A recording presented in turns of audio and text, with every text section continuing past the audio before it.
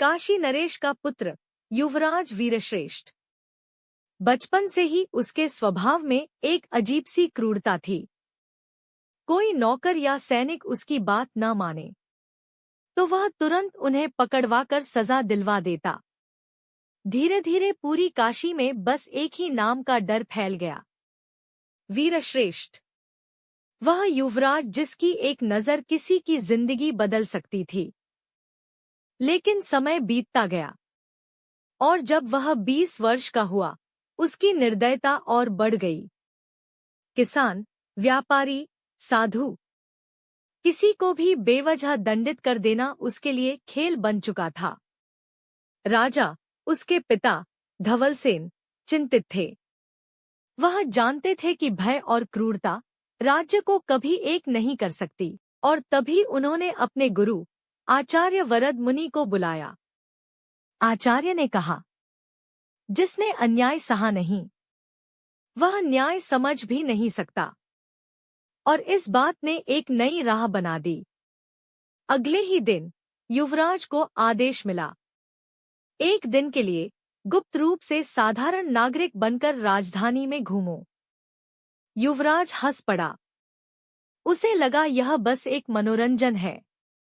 लेकिन उतरते ही उसी सड़क पर सिपाही ने उसे रोक दिया। युवराज के आदेश हैं, आम लोगों को यहाँ चलने की इजाजत नहीं। और पहली बार उसने अपने ही बनाए कठोर नियमों की मार झेली। कुछ ही देर बाद एक और सिपाही ने उसे धक्का दिया, चलो आगे, नहीं तो जेल में डाल देंगे। युवराज की आंखों में गुस्सा भड़क उठा, पर वह कुछ कर नहीं सकता था। और तभी उसने देखा, एक बूढ़ा किसान और उसकी रोती हुई पत्नी। उनका खेत, उनकी जिंदगी, सब छिन गया था। सिर्फ इसलिए क्योंकि कभी युवराज के गुस्से ने आदेश दे दिया था। उस पल वीरश्रेष्ठ की सारी क्रूरता पिघल गई।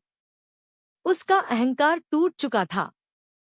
वह रात को महल में लौटा और अपने पिता के चरणों में गिर पड़ा।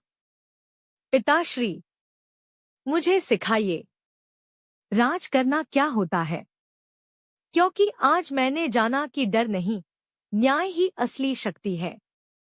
और उसी क्षण काशी ने एक नया शासक पाया।